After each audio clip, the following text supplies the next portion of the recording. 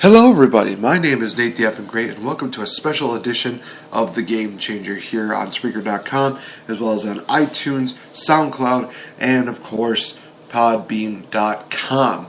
So for this episode, guys, I wanted to take some time to actually talk about two local businesses here in Wisconsin that have definitely made quite an impact on the entire state, in my honest opinion. That being ACW Wisconsin as well as WPW. Now, ACW Wisconsin and WPW, also better known as the Wisconsin Professional Wrestling Organization, are two independent wrestling groups in the state of Wisconsin. And actually, they are more than just a group, they are just something absolutely amazing. I've actually been to two WPW shows this year alone, and I've actually been to three ACW Wisconsin shows in this year. And each one of these shows definitely had something very memorable and something very absolutely amazing about them all.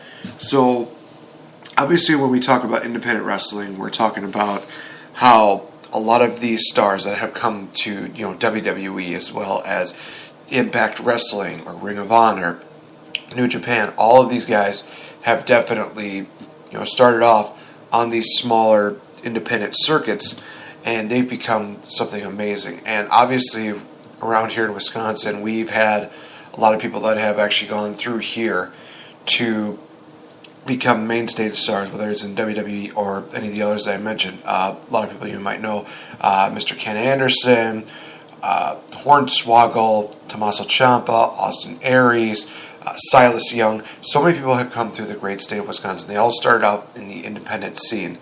And just to be a part of a lot of the shows that I have actually seen this year is always great, because you never know who's going to get a call up to either work with Ring of Honor, work with WWE on the NXT show, or even on the main roster.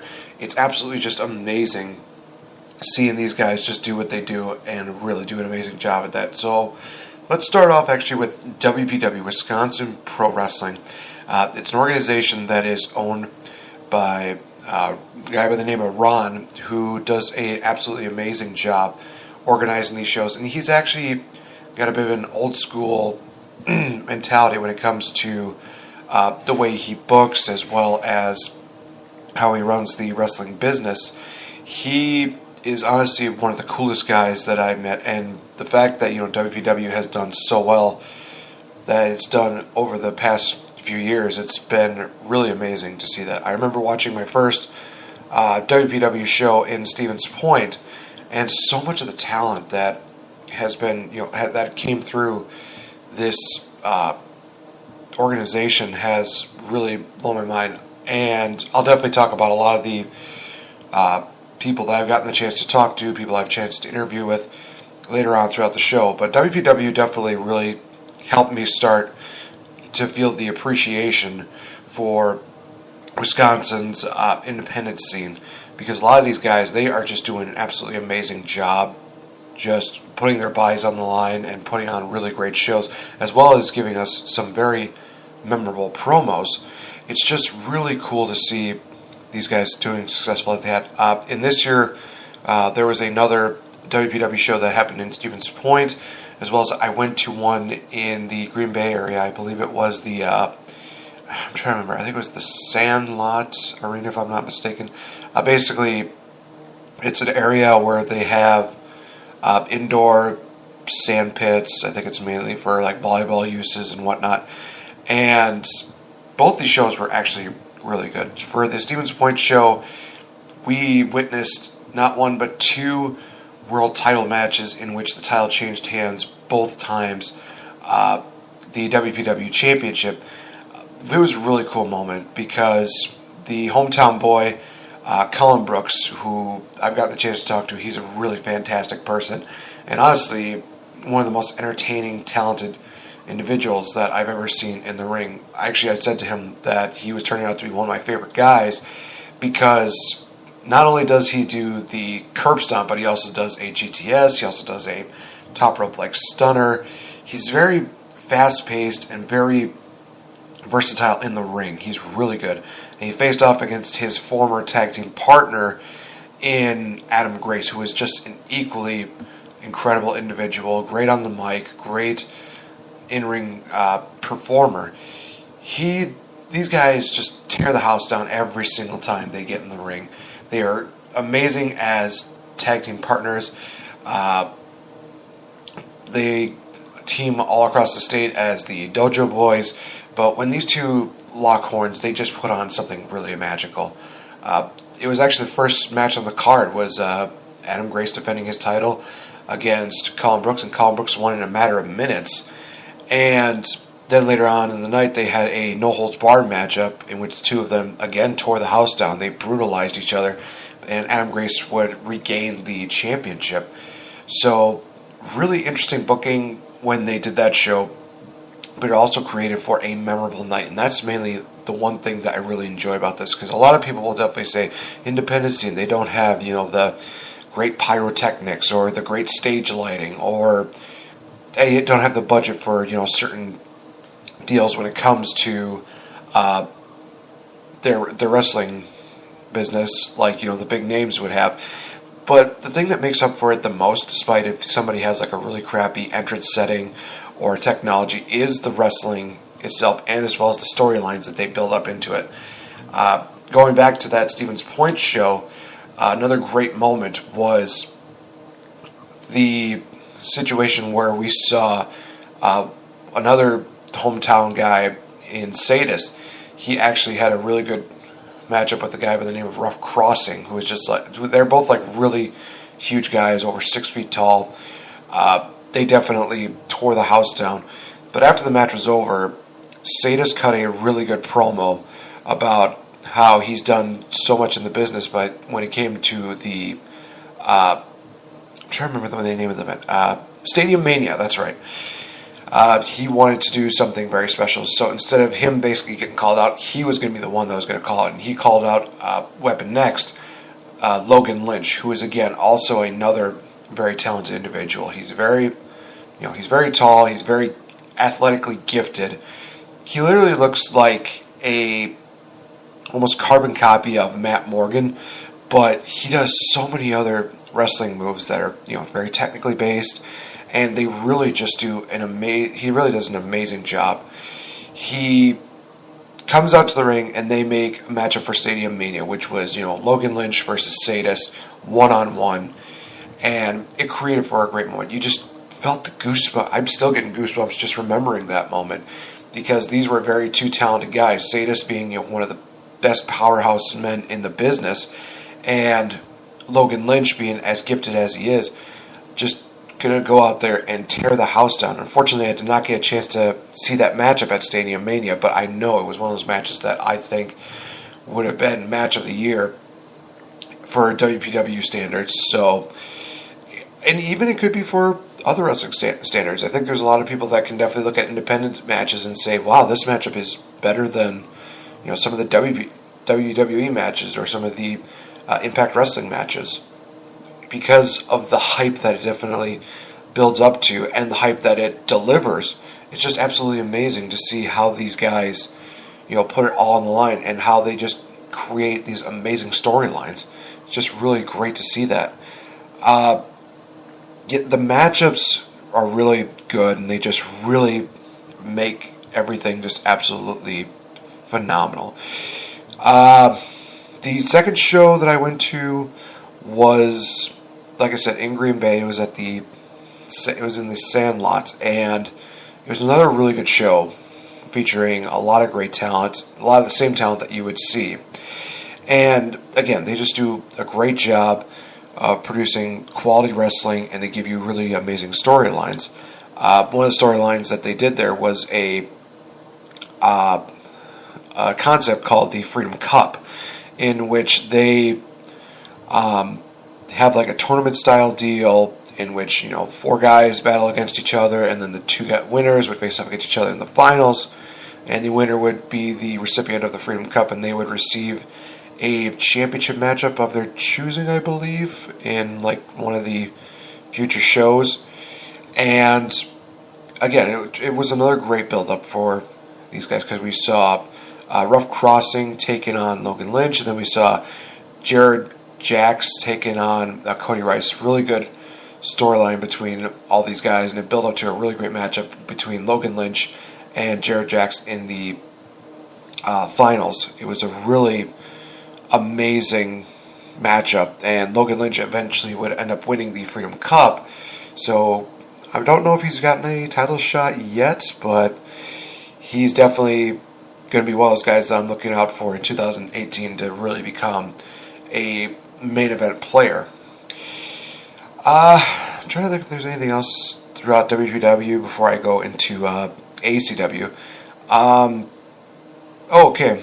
This is one of the things that I will definitely say is that there were a lot of guys that I liked, and there were some people I was just like, no, they're not exactly as good. One guy that I was not very high on until I saw the show in Green Bay was Gorgeous Jordy Lee. I didn't see really much in the way of the hype of his how he he wrestled. It was just kind of one of those things where he's like, well, he's okay, he's kind of generic, but boy, was I proven wrong on the Green Bay show. It was him versus a guy by the name of Joey Jet Avalon. And Joey is honestly one of the best heels in Wisconsin today. In all honesty, there's nobody that's really can match him as far as, the guy he can get heel heat. He can definitely be one of those guys that you just want to hate and will always hate. He faced off against Jordy Lee for the WPW title, and it was a really good matchup between these guys. And honestly, it was probably the best of Jordy Lee's year.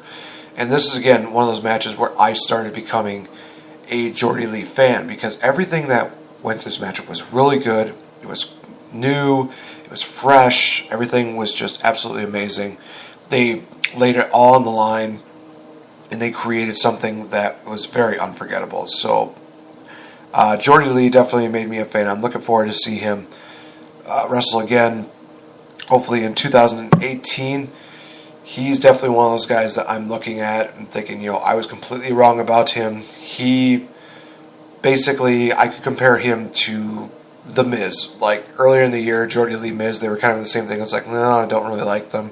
Not exactly my kind of wrestlers that I really like to watch. But then by the end of the year, both of them made me fans of them. I'm now a fan of The Miz. I'm now a fan of Jordy Lee. They do absolutely amazing in the ring, and the wrestling just improves more and more as time has gone on.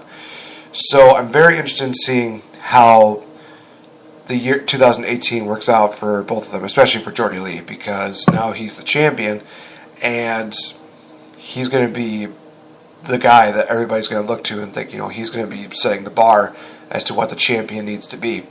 And I think he's going to do an amazing job at it. I'm looking forward to seeing how he does again. Going from WPW to ACW, you definitely notice quite a bit of a difference. ACW definitely has a little bit more of a bigger budget. Like, they'll do a better job. They'll do more with their stage lighting. They'll do more with their actual entrances, with their music. Everything that they've done, they've kind of improved on a little bit more than WPW, I will say that.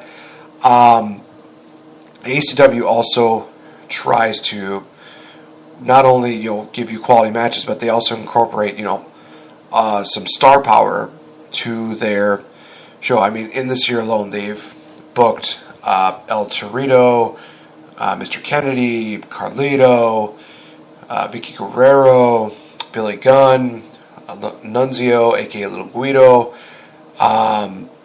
Just a lot of these guys. And actually, at one of their recent shows, they even got Tommy Dreamer to show up to their show.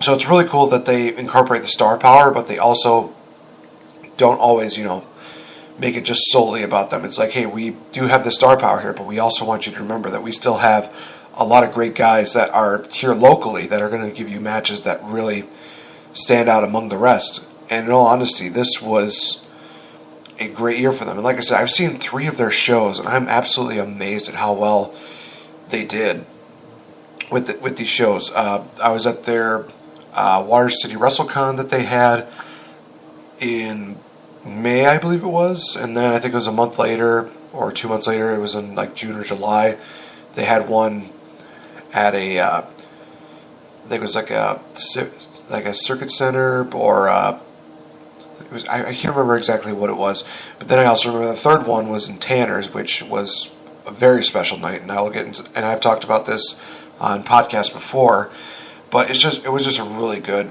show. Water City WrestleCon was definitely one of those shows that they had a lot of hype behind them. They were putting a lot of money into this, like I said. They had a lot of people, as I mentioned, from Mr. Kennedy to Kevin Thorne to El Torito to Vicky Guerrero to Carlito. A lot of great talent and a lot of great individuals coming into it. And they delivered a really good show. They had their tag team titles on the line, which was won by the Dream Police. They had a great matchup between Colin Brooks and Pornstash Peter Schwartz, who they tore the house down. It was for the ACW Water City Championship. Yep, Water City Championship. And their first matchup that they had was just absolutely amazing. They did a tremendous job of laying it all on the line, and they told a really good story about how Colin really wanted to be the guy that wins that title, but in the end, Pornstash actually picked up a victory by grabbing a handful of tights. And again, it just really told a great story between the two of them. And then I got to see Colin Brooks get a second matchup, but in this match between Pornstash and Colin, they added a third element to it. They added TW3, who I've gotten the chance to interview and is an absolutely amazing person. He's so talented in the ring. Very fast-paced, very agile, perhaps one of the best high flyers in Wisconsin today. So if I were to ever say, if you wanted, kids to really look at somebody and be like, oh, wow, this is cool, definitely I would say go check out a TW3 matchup, because he's very, high energy. He's definitely one of the most gifted, talented guys that definitely is one of the best high flyers in Wisconsin today. He definitely provides something that cannot be matched by anybody. And I'm not trying to say that as a knock to anybody else. It was just one of those things where he definitely has a style all his own, and it's really good, and it really works with him. When they had their ACW championship, it was a very interesting series that they had for that, because I saw 2 ACW world title matches in which I saw the champion, Joey Avalon, again one of the best heels in Wisconsin, taking on Mr. Kennedy, and Mr. Kennedy from Joey, which kind of surprised me, and at the same time I was just super psyched about it. And the setup was actually very well done, because earlier in the night, Kevin Thorne took on Sadist, and it was determined the number one contender for the ACW heavyweight title. And then we go into the second event that I went to. We had Joey Avalon taking on Sadist one-on-one, and basically the winner would go on to face Mr. Anderson at the Tanner's event. Really good matchup between these two. It was a no disqualification matchup. These guys just they almost practically killed each other. Sadist spearing. We saw package pile drivers from Joey Avalon. These guys just absolutely did an amazing job of creating a great story and a great matchup to determine who would face Mr. Anderson for the ACW championship. Then we move on to the Tanner show, and we see Sadist versus Mr. Anderson for the ACW title, in which they unveiled a new belt for that. And the match itself was really good. Again, it told a really good storytelling. Mr. Anderson was the heel, Sadist was the babyface. So a lot of heel tactics by Mr. Anderson. And in the end, it was not enough to overcome the power and the strength of Sadist, who just blasted Mr. Anderson with one of the most devastating spears I've seen, and pick up the ACW championship.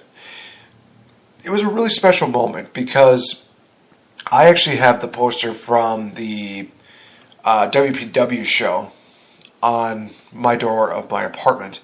And one of the things that I mentioned was that it's very hard for me to say that, for me to take that off as a phone wallpaper, because the moments that are represented by each guy, he had Sadist on there, Colin Brooks, another guy, Ben McCoy, who not only is really well known here, but he's also well known in Japan as well.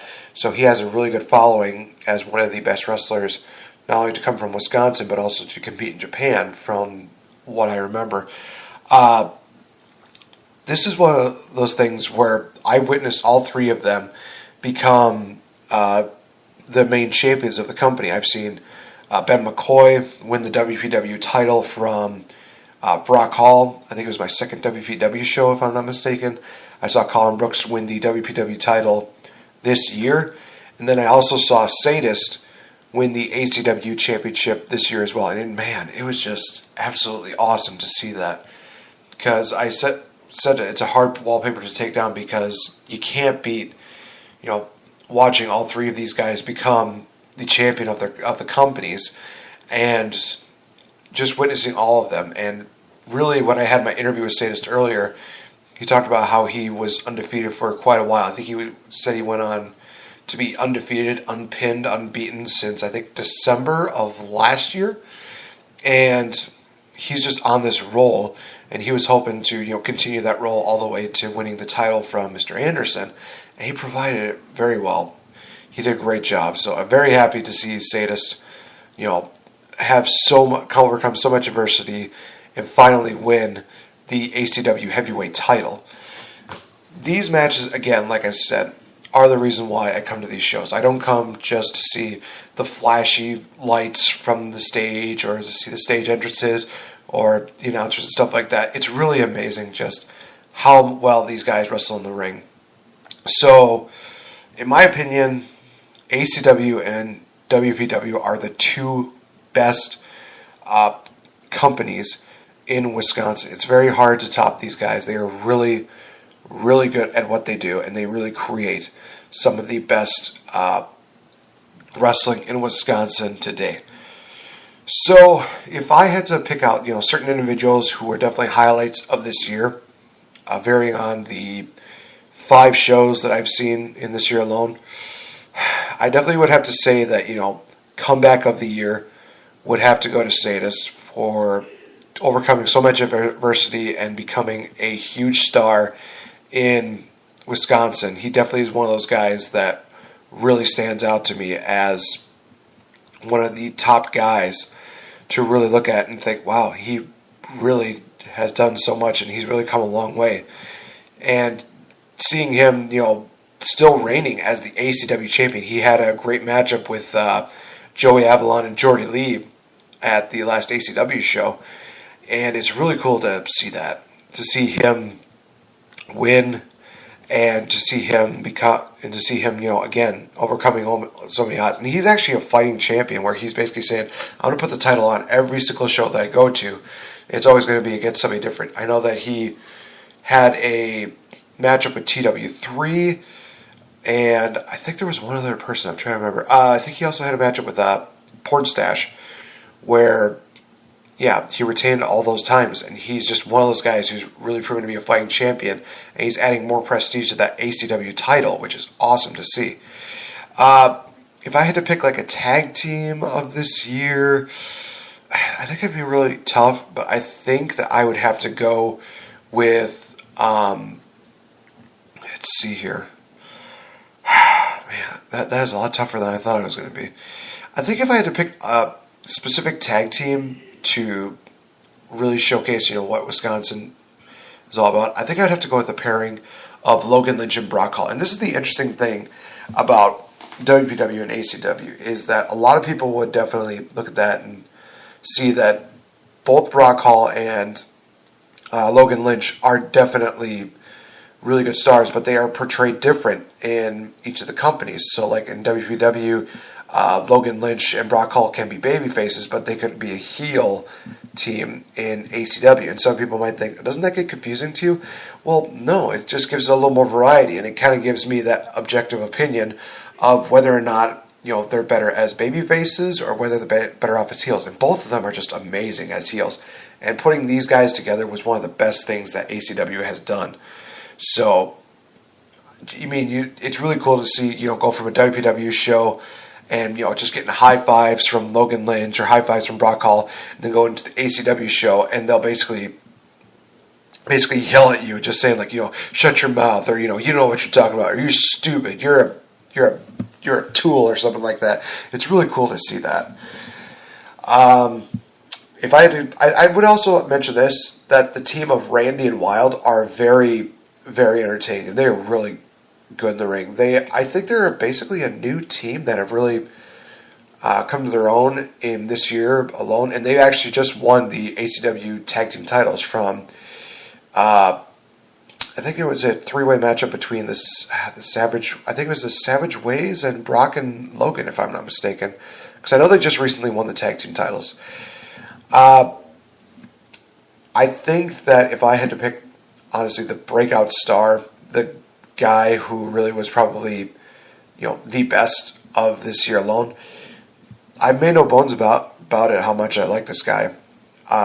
Colin Brooks, he's had an amazing year, and he just continues to really improve, show after show after show, day after day. He's very entertaining outside the ring. He's great in the ring. He's just one of those guys that's really hard to look at him and say, I don't like that guy. I watch him every single time, and I can't help but just smile and watch and just say, he's really cool. He's somebody that if I were to pick, somebody that I would aspire to be like, it would be Colin Brooks, especially if I went into, wrestling in the ring. So, yeah, Colin Brooks, he had a great year. He's the ACW Water City champion. He finally won it from Pornstache not too long ago. He had that great, it was a brief run, but it was still a good run with the WPW title in WPW. And honestly, like I said, just really cool to see that.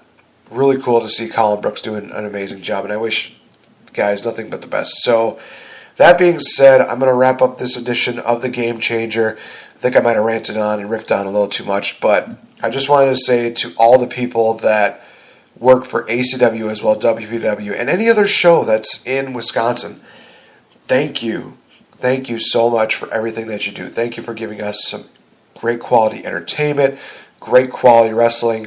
You're not going to find any other wrestling like this anywhere else in any other state, because Wisconsin is definitely a brand of its own, and it's because of shows and because of brands like WPW and ACW that really make it stand out. So if you haven't gotten a chance, guys, go check out an ACW Wisconsin show and go check out a WPW show. Both of these businesses, leagues, whatever you want to call them, they're absolutely can't miss, and they really do a great job and making a difference and really doing fantastic work of creating something that is unforgettable. And the great thing about this, also before I leave on this note, is that each one of these shows, they will actually do a 50-50 raffle in which a lot of the proceeds will go to different charities, different organizations. So they really try to give back to the community that they are working with. They'll go to a Green Bay show and they'll mention something that's going on with maybe fighting cancer, pediatric cancer, everything like that. Or they will go on to talk about local charities. It's really great to see that. And they give out some great prizes like tickets to future shows as well as tickets to just other things. They got like DVDs. It's just absolutely great to see that. And they also have like a cash drawing for a 50-50 raffle. Really cool to see that. So with that, I think that it's really good to end it on that high note, letting you guys know that they do give back to their communities, and they're just really tremendous organizations. So again, go check them out.